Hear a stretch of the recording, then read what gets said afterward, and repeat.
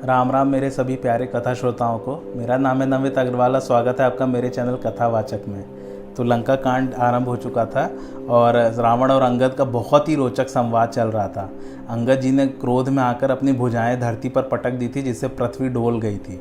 आइए आगे आज की कथा आरंभ करते हैं। रावण भी गिरते गिरते संभल कर उठ गया।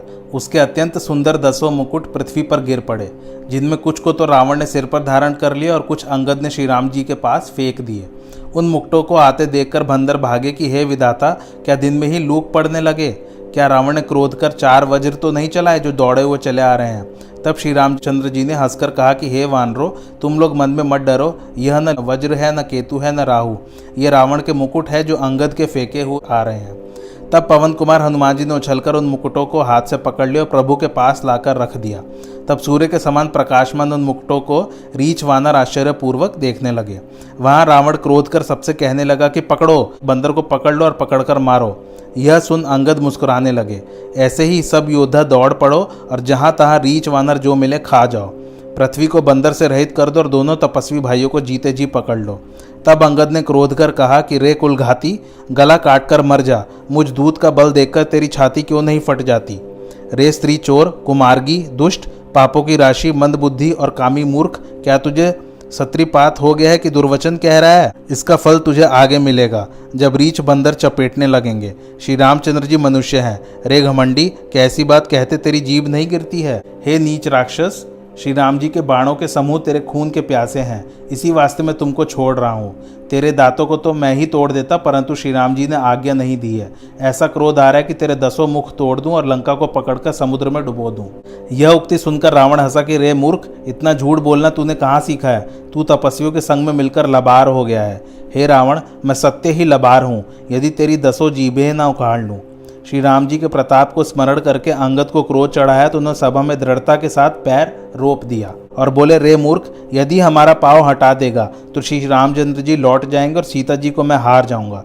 तब रावण ने कहा, हे सब वीरों, इस बंदर का पैर पकड़कर पृथ्वी पर पछाड़ दो। तब इंद्रजीत आदि वीर जहां तहां से उठ खड़े हुए और सब अनेक प्रकार से बल और बहुत उपाय करके झपटते, किंतु पांव के तनिक भी न टलने पर लज्जित हो सिर झुकाकर बैठ जाते। तब मेघनाद के समान करोड़ों योद्धा प्रसन्न होकर उठे और झपटकर अंगद के पैर को टालना चाहा, पर अंगद का पैर न टला। तब वे सिर झुकाकर पुनः बैठ गए। अंगद का पांव पृथ्वी नहीं छोड़ता था। यह देखकर शत्रु राक्षसों का मद दूर हो गया। बंदर का बल देखकर सब मन में हार गए। तब अंगद की ललकार पर रावण स्वयं उठा। रावण को अपना पैर पकड़ते देख अंगद जी ने अपना पाँव हटा लिया और बोले, मेरा पाँव पकड़ने से तेरा उबार न होगा। रे मूर्ख, तू श्री रामचंद्र जी के चरण क्यों नहीं पकड़ता?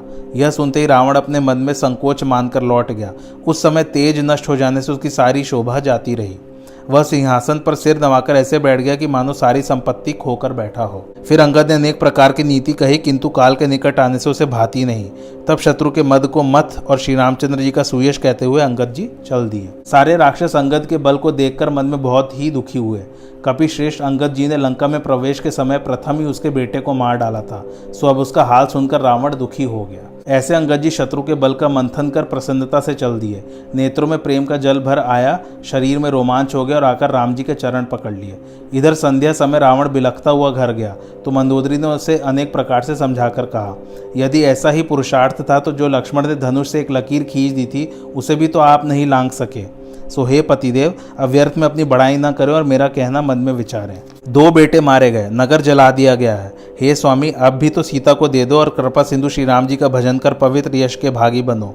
तब बाणों के समान स्त्री के वचन सुनकर सबेरा होते ही रावण सभा में गया और फूल कर सिंहासन पर जा बैठा। मारे अभिमान को उसे कुछ भी भय न रहा। तब रावण ने बहुत विचार कर विद्युजिह्व राक्षस को बुलाया, कहा कि तुम अभी माया से रामचंद्र का सिर और धनुष बाण बनाकर लाओ। जिसको देख जानकी महादुखी हो, यह वचन सुन भयभीत हो वह तुरंत उठकर गया। माया का धनुष और सिर बनाकर रावण को लाकर दिखाया। ऐसा बनाया कि उसमें किसी प्रकार भेद विदित नहीं होता था। रावण देख प्रसन्न हो उठा। अशोक वन में जानकी के निकट जाकर वह सिर और धनुष रखकर इस प्रकार बोला, हे सीते, तुम रात दिन जिनके गुण गाती हो, ये उन्हीं का सिर और धनुष बाण है।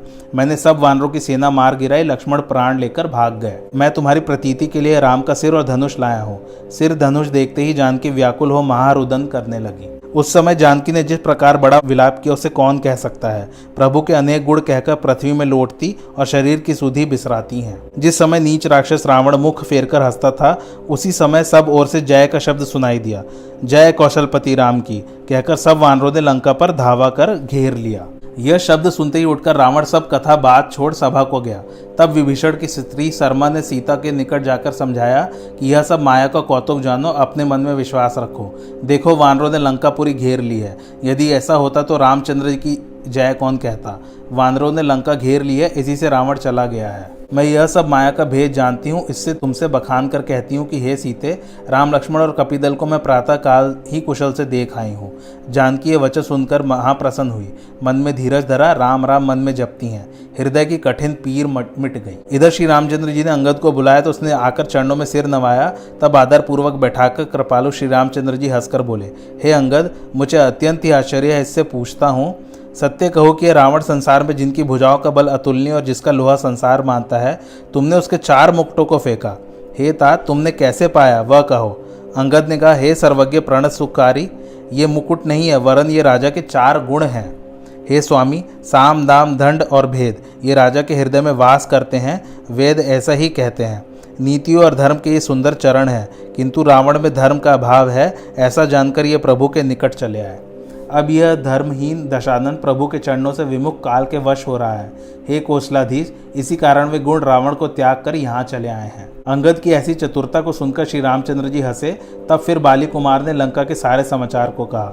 जब शत्रु का समाचार ज्ञात हो गया, तब श्री राम जी ने मंत्रियों को बुलाकर पूछा कि लंका में 4 बड़े ही सुदृढ़ दरवाजे हैं, उन पर किस प्रकार आक्रमण किया जाएगा, इस पर विचार करो। तब सुग्रीव, जामवंत और विभीषण ने मन में सूर्य कुलभूषण श्री रामचंद्र को स्मरण कर और विचार करके राय पक्की की और वानरों की फौज को 4 भागों में बांटा। फिर यथा योग्य सेनापति नियत कर उन्होंने सब युद्धपतियों को बुलाया। तब वे सारे बंदर सिंहनाद करके दौड़ पड़े। सब रीछ बंदर घोर गर्जना करके श्री रामचंद्र जी की जय जयकार करते थे। सब जानते थे कि लंका बड़ा ही दुर्गम है, किंतु प्रभु के प्रताप से बंदर निर्भय होकर चल पड़े। उन्होंने बादलों की घटा की भांति चारों ओर से लंका को घेर लिया और मुख से भेरी और डंका बजाने लगे। लंका में घोर कोलाहल मच गया। जब वह हुंकार घमंडी रावण ने सुनी तो वह बोला, इस बंदरों की ढिठाई तो देखो। फिर उसने हंसकर निशाचरों की सेना बुला ली। फिर बोला, ये सब बंदर काल के भेजे हुए आए हैं, मेरे रजनीचर भी भूखे हैं। यह कहकर मूर्ख ने अट्टहास किया और बोला कि विधाता ने घर बैठे ही भोजन भेज दिया है। योद्धाओं, चारों तरफ को जाओ और जितने भी रीछ बंदर मिले सबको पकड़कर खा जाओ। अब राक्षस आज्ञा मांग हाथ में भिंदीपाल, शक्ति, तोमर, मुदर, तीक्ष्ण कृपाण, परशु, शूल और पर्वतों के टुकड़े लेकर चल दिए। नाना प्रकार के शस्त्र तथा धनुष बाण धारण किए महाबलवान करोड़ों राक्षस किले के कंगूरों पर इसलिए चढ़ गए कि कहीं बंदर ऊपर न पहुंच जाए। रीछ और वानर दौड़ते और घाट कुघाट कुछ नहीं गिनते थे। वे पहाड़ों को फोड़कर रास्ता बना लेते। उधर रावण और उधर श्री रामचंद्र जी की दुहाई मच गई।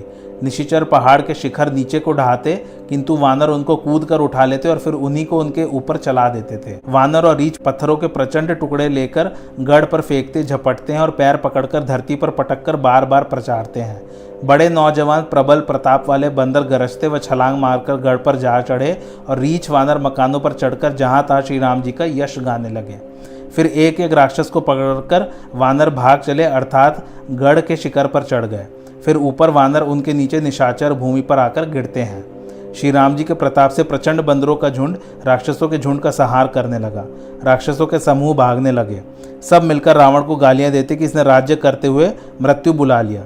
जब रावण ने सुना कि मेरी सेना विचलित हो गई है, तब उसने महान क्रोध करके कहा, जो युद्ध विमुख होगा मैं उसको अपनी तलवार से मार डालूंगा, क्योंकि सर्वस्व खाकर और विविध प्रकार के भोग भोग कर अब रण क्षेत्र में प्राण प्रिय हो गया है। उसके ऐसे क्रोधपूर्ण वचन सुनकर सब डर गए और लज्जित होकर वे सभी योद्धा फिर क्रोध कर लौटे और प्राणों का लोभ त्याग कर कहा, वीर की शोभा ऐसी में है कि सन्मुख युद्ध में प्राण त्याग करे। तब वे सारे योद्धा बहुत से हथियार धारण कर ललकार कर भिड़ने लगे और उन्होंने अपने परिघों और त्रिशूलों की मार से रीछ वानरों को व्याकुल कर दिया। भयातुर होकर वानर भागने लगे। कोई कहने लगे कि अंगद हनुमान कहाँ है तथा नल नील और बलवान दुविद कहाँ है।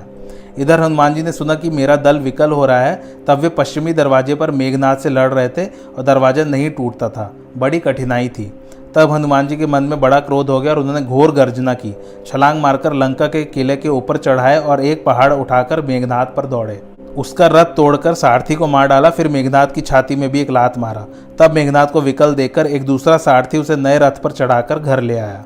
इधर अंगद ने सुना कि पवन कुमार हनुमान जी अकेले ही किले पर गए हैं।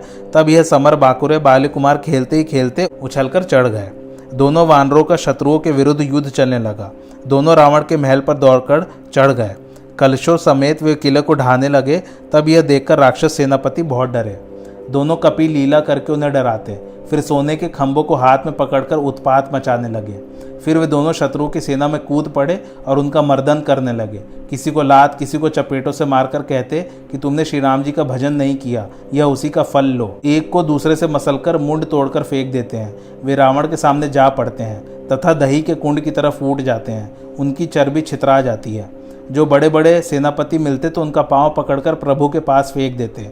तब विभूषण उनका नाम बताते तो श्री रामचंद्र जी उनको अपना ही धाम दे देते थे। श्री राम जी ने कहा, अंगद और हनुमान जी उस दुर्ग में घुस गए हैं।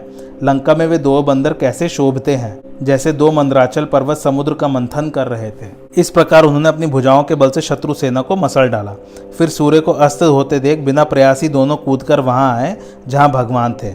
इस समय इन्हें लेश मात्र भी श्रम नहीं था। तब अंगद और हनुमान को गया जानकर अनेक योद्धा, रीछ और वानर भी लौट पड़े। इधर राक्षस रात्रि का बल पाकर दुहाई करते हुए लड़ने को दौड़े। राक्षसों की सेना देखकर योद्धा लौटे तो कटकटाकर जहां तहां फिर भिड़ गए। दोनों पक्ष ललकार कर लड़ते हैं और कोई योद्धा हार नहीं मानता था। वीर राक्षस अत्यंत काले और वानर वीर अनेक वर्ण के थे, किंतु दोनों दल के वीर एक ही समान बलवान थे, जो तरह तरह से क्रोध करके लड़ने लगे। अब जब राक्षस सेनापतियों अंकपन और अतिकाय ने अपनी सेना को विचलित होते देखा तो उन्होंने माया की। तब पल भर में अंधकार हो गया तथा रक्त, पत्थर और राख की वर्षा होने लगी। इस तरह दसों दिशाओं में घना अंधकार देखकर वानरों के दल में खलबली मच गई और एक एक को नहीं देखते, जिससे जहां तहां पुकारने लगे। तब श्री राम जी ने सारा मर्म जानकर अंगद तथा हनुमान जी को बुलाया और सारा हाल समझाकर कह दिया। उसे सुनकर दोनों कपि क्रोध करके दौड़ पड़े। फिर कृपालु श्री रामचंद्र जी ने हंसकर धनुष चढ़ाकर तुरंत अग्निबाण चला दिया। फिर तो अंधकार का नाश होकर वैसे ही प्रकाश हो गया कि जैसे ज्ञानोदय होने पर संशय मिट जाता है। रीछ और बंदर प्रकाश पाने से अत्यंत ही हर्षित हुए और सब थकावट तथा भय मिट गया। तब अंगद और हनुमान की उस रण घोषणा को सुनते ही निशाचर भागने लगे। तब भागते हुए वीरों को पकड़कर पृथ्वी में पटक पटक कर रीछ वानर अद्भुत करनी करते थे। इनके पांव पकड़कर समुद्र में डाल देते और उन्हें मगर तथा मछलियां पकड़कर खा जाती थी। कितने ही राक्षस घायल हुए, कितने ही खेत रहे और कितने ही भाग गए। इस प्रकार शत्रुओं के दल को विचलित करके रीछ बंदर गरजने लगे। रात्रिकाल उपस्थित होने से वानरों की चारों सेनाएं श्री रामचंद्र जी के पास आ गई। वहां रावण ने मंत्रियों को बुलाया तो जितने योद्धा मारे गए थे उनका हाल कहा कि मेरी आधी फौज बंदरों ने नाश कर दिया, अब शीघ्र कहो कि क्या उपाय करें। उनमें एक माल्यवन नाम का बहुत बूढ़ा राक्षस था, जो कि रावण का नाना और श्रेष्ठ मंत्री था। उसने नीति भरे शब्दों में कहा, हे तात, कुछ मेरी शिक्षा सुनो। जब से तुम सीता को हर लाए हो ऐसे अपशकुन हो रहे हैं। तुम वैर छोड़कर उन्हें सीता को दे दो और परम स्नेही कृपा सागर श्री राम जी का भजन करो। उसकी बातें रावण को बाण की तरह लगी। उसने कहा, अब आगे तू काला मुंह करके चला जा। बुढ़ा हो गया, नहीं तो तुझे इसी समय यमलोक भेज देता। अब मुझे मुंह मत दिखाना। वह दुर्वचन कहता हुआ उठ गया। तब क्रोध सहित मेघनाथ बोला, अब प्रातःकाल मेरा कौतुक देखेगा। कहता तो थोड़ा हूं पर करूंगा ज्यादा। तब बेटे की बात सुनकर रावण को भरोसा आया। विचार करते करते सबोरा हो गया। तब तक रीछ और बंदर पुनः चारों दरवाजों पर आ लगे। क्रुद्ध वानरों ने दुर्गम गढ़ को घेर लिया। नगर में कोलाहल मच गया। उधर भांति भांति के अस्त्र शस्त्र लेकर राक्षस दौड़ पड़े। करोड़ों पहाड़ के शिखर ढहाए और विविध भांति के गोले चले। बंदरों के महाविकट योद्धा सन्मुख समर में लड़ते हैं। शरीर छलनी हो जाने पर भी हार नहीं मानते हैं। शरीर जर्जर हो जाता है तो भी वे बंदर पहाड़ से शिलाओं को उठाकर ऐसे चलाते हैं कि निशाचर जहाँ के तहाँ मर जाते हैं। आज की कथा यहीं समाप्त होती है। कैसी लगी आप लोग को मेरी कथा मुझे कमेंट करके ज़रूर बताइए। कैसी लगी आपको कथा कमेंट करके ज़रूर बताइएगा। और मेरे चैनल कथावाचक को लाइक शेयर और सब्सक्राइब ज़रूर कीजिए। Thanks for watching. धन्यवाद।